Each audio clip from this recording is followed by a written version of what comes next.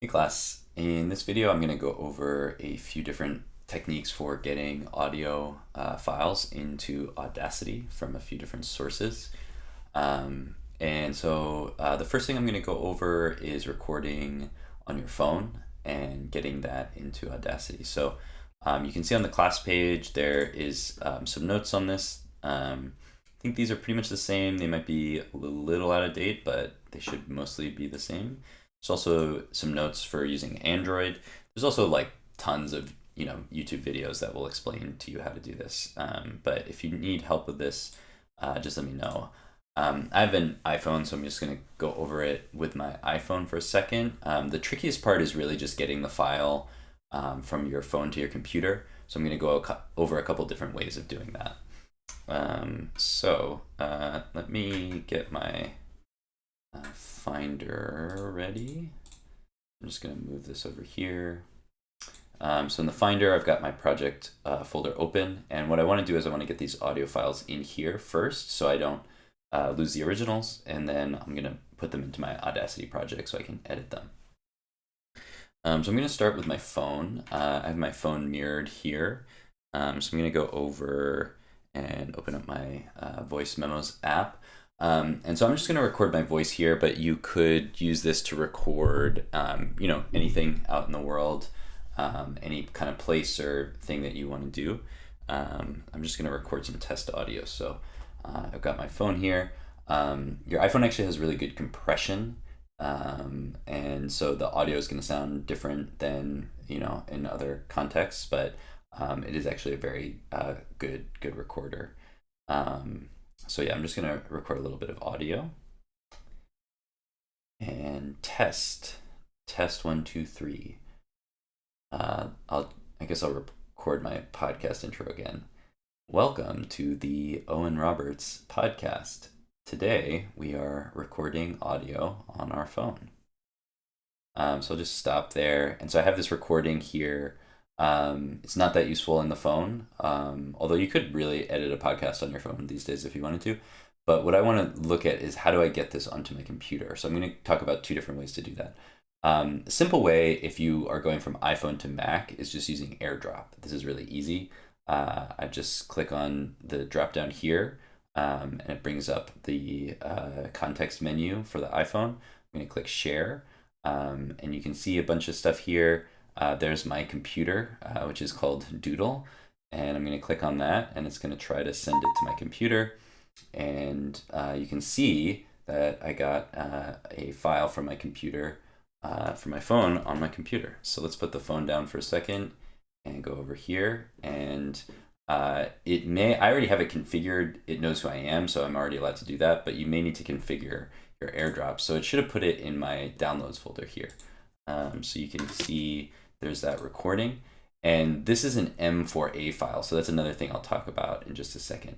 But let's make sure to get this into our documents folder. So I'm going to move this over to documents and throw this in MMP 100. And I'm just holding this over the various places and dragging it in there. So I'm going to hit Command 3 to go back into my normal view.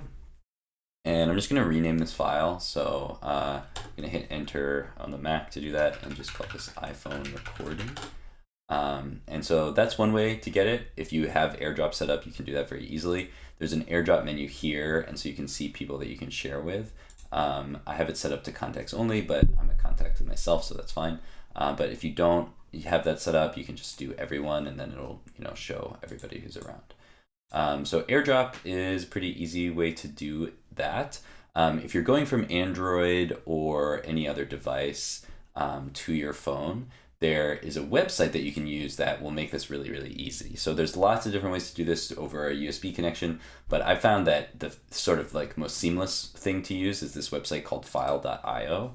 So if you go to file.io, there's other ways you could share it. You could even use the Open Lab, you could use our Discord, but this is really easy. You don't really need anything else. So what I'm gonna do is, on my phone, let's go to Safari. Whoops.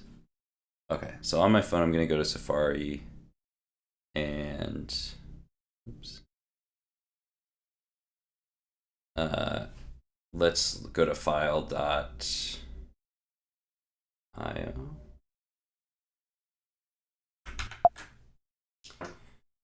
Okay, so once we're on file.io, we just need to upload this file. I'm going to click on upload file, and I'm going to go to choose files. Oh, I guess I need to save this. Okay, I need to save this to my files first. So let's go back to my recording. I'm going to save this into my files. So it is a little trickier. The Airdrop is really definitely the easiest. So I'm going to save this to my files. There's a bunch of random stuff in there, but let's just save it right there. I'll go back to Safari, go to upload, choose files. Let's see. I don't see it here. There it is. Okay, I just scroll down. Okay, there's new recording. And now it's ready. And I even have like a QR code that I can scan, but I have this file here. So I'm just going to type that into my browser. So I'll go over here. It's file.io/C68GTGFKY6WF. So there it is. And now I just click download. And there's a bunch of ads because obviously that's how they make their money, but that doesn't matter too much. So let's see, did that download? Okay, so now I have the recording, and now I can go through the same steps I went through before. So that's another option. There's a bunch of other ways to do it. I'm sure you guys have run into this issue before. So if you need to go over it, we can talk about it. But those are a couple ways that I would approach it. So let's go back. So we've got our iPhone recording. I'm gonna get a couple other files. So we'll come back to this one in just a second. So the other place that we can get files is things that have been recorded by other people, like music, sound effects, lots of other stuff. There's a few websites that are really useful for finding Creative Commons licensed sounds. Freesound.org is a really good one for finding like sound effects. That's what I use actually a lot in my own work. And there's a bunch of other ones here.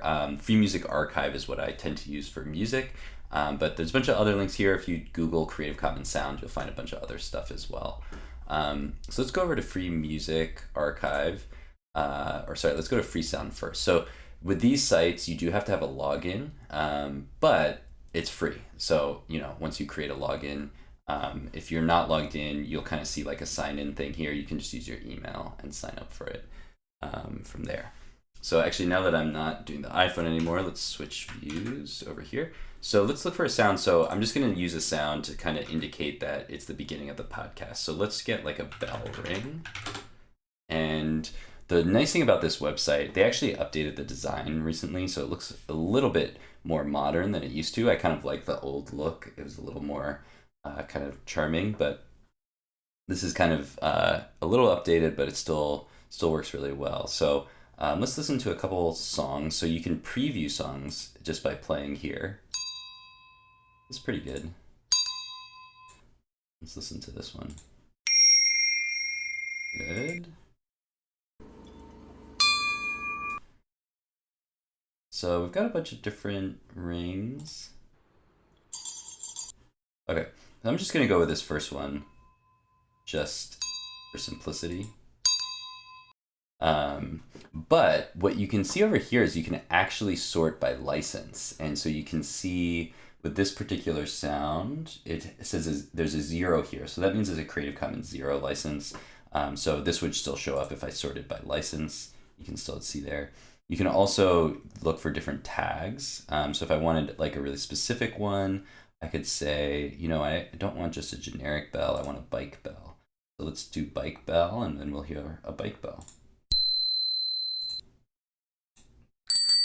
Okay, so that's more what I would expect from a bike bell. So that's pretty good, actually. I kind of like that. There's also file types and sample rates, so you can kind of narrow things down to get something really specific. Once you find something you like, there's a download button here, but we can also click on the file to get a little bit more info. You are going to want to save this link. So let's bookmark that. I'll just make a bookmark. And then we can listen to this again. We can rate and comment. We can read what other people have said. We can look at the file type. So it's a WAV file. It's 8 seconds long. It's 700 kilobytes. Sample rate is 44.1. Bit depth is 16. So it pretty much matches other than the bit depth, which is fine. So let's download that one. And so let's also get some background music for our podcast. So I'm going to go to Free Music Archive for this. The reason I like this one is because you can sort by genre. So I find that an easier place to start if I'm looking for music that I want to use for something. If I want to get, a specific genre that I want to work with. Let's see. For my podcast, I want to do something. Let's see. Let's do some classical. Let's see what we get there. So then we have some even further genre. Let's do a piano. And so now we have a similar thing where we can preview the tracks and then we can download them or we can look up more information about them. So let's preview this first track.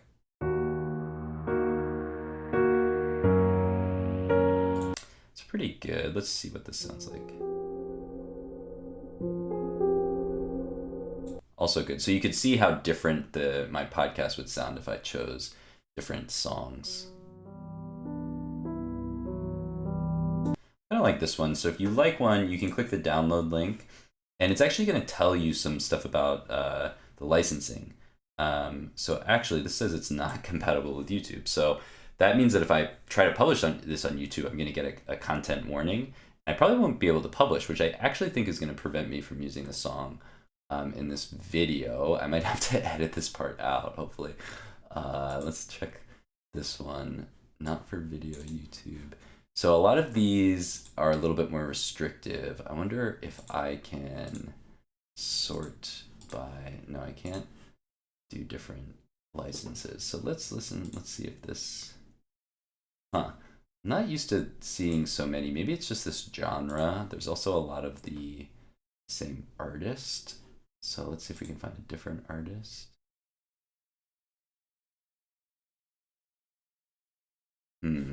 I may have to just try one of these, but let's see if I can find one that is compatible with YouTube. I've never actually had an issue with this in the past. I've never had one of my videos get a copyright strike, but I wouldn't want to do that. So let's see, this says it's okay. Let's listen to this and see if it sounds good.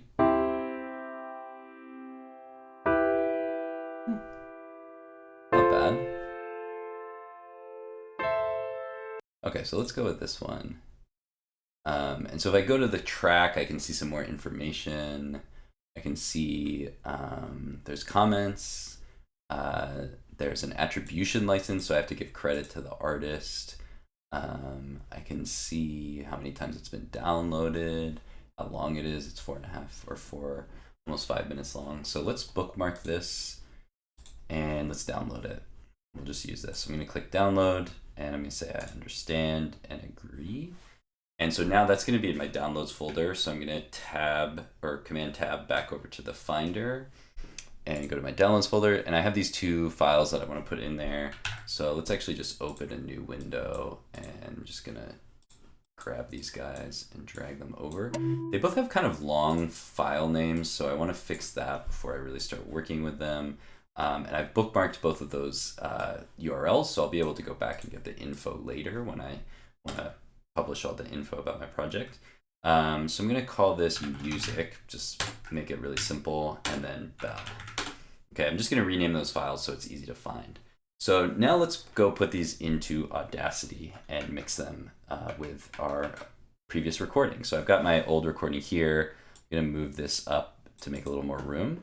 And so there's a few ways that I can do this. I can import audio, and then I can just find my project folder and find one of the files. So let's start with bell.wave. Okay, let's mute the voice and I'll play this back. Okay, so we've got our bell. It's much longer than it really needs to be. So maybe I would like cut out this part and I'd probably move it over here, but we don't need to do that right now. We're gonna do editing in the next video. So let's just leave it there for now. Okay, so we've got our bell and that works. Let's move this up. Another way that I can do this is just to drag and drop. So if we have our music, if I want to drag this in here, I can just drop it right there. And there we go, there's our music. Let's mute and see if we can listen to that. That's pretty good. I might choose something with a little more going on. So that's kind of cool. Maybe, let's see what this sounds like.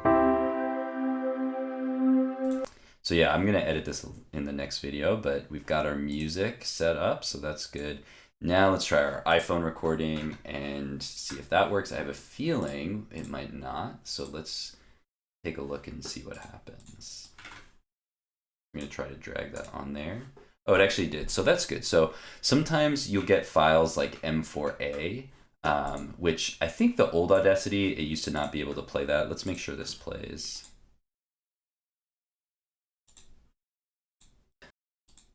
Test 1, 2, 3. Okay, so it plays, and it actually sounds pretty good. That iPhone recording is really not so bad. So sometimes what I was going to talk about is that sometimes you get an audio file. It looks like Audacity has added support for M4A. M4A is the default audio file that the iPhone records at, but that might not work, or you might have other audio files that might not work. So what would I do if I wanted to convert that? There's a lot of different ways to do this, but honestly, the easiest thing that I know to do is just literally Google convert M4A to MP3. And you'll find one of these websites, free convert, there's a million of these websites. I think, it'll be pretty easy and it won't take too long, but let's just check it out. So I don't really need to do this, but I'm just demonstrating this in case you do. So I'm gonna click convert, and it's really, really fast. See, that test. It's already ready, and I can just click download. And so now I've got an iPhone MP3 recording. So if you have a file type that doesn't work, literally just Google the file type and then convert, and then the file type that you want, which should be either MP3 or WAV. All right, so that is it for this video. That's everything I think we need to cover in terms of getting some audio sources, getting them into Audacity, and we're gonna edit these a little bit in our next video, so I'm gonna stop here. And we'll do some layering and some basic edits in our next video.